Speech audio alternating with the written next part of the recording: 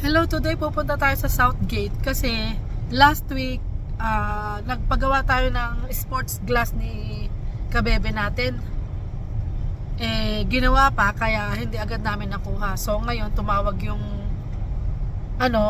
sa sports glass na ready na daw kunin. So ngayon pupunta tayo para meron na siyang gagamitin sa basketball. Nak, excited ka na? Yep. Kailangan galingan mo na ha. Kailangan buno braso na ha. Huwag ka nang matatakot. So yun, meron na siyang sports glass. Kasi yung salamin niya, 3 beses na nagkaroon ng problema. Pag nabubunggo, may natatanggal, may naaalis. Punta na naman kami sa binilah noon, papaayos.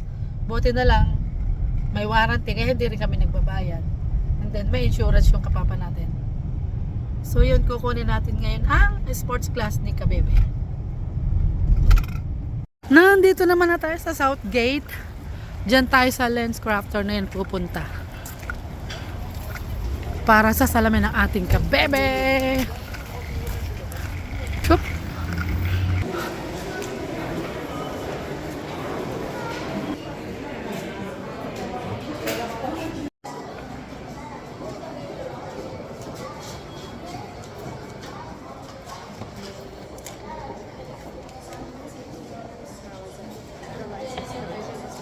Yes.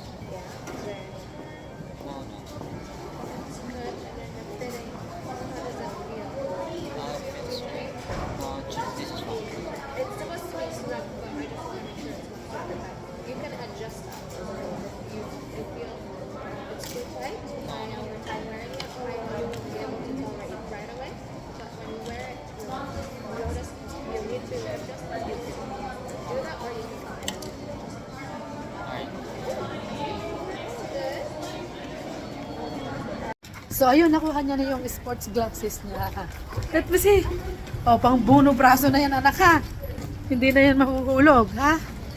Galingan mo sa basketball kasi champion kayo. Tingin sa dito. Tingin dito, ang kabebe.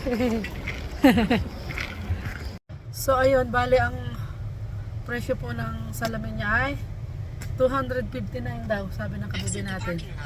Pero hindi tayo nagbayad kasi insurance ni Kapapa ang magbabayad, libre. Meron kaming mga insurance sa mga salamin.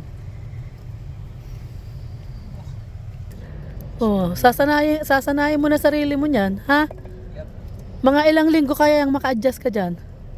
2 days. 2 days lang yun, di mabuti. Pag maglalaro ka sa labas, gagamitin mo rin. Yep. Okay. Exit the. Busy siya sa kanyang salamin, no?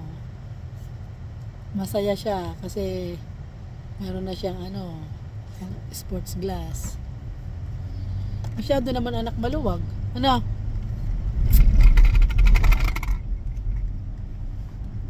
Mahilig kasi siya sa sports.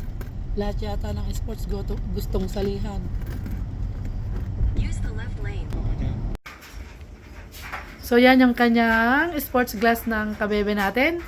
Yan, wow. Patingin sa likod anak. Oh, wow, na-adjust po yan.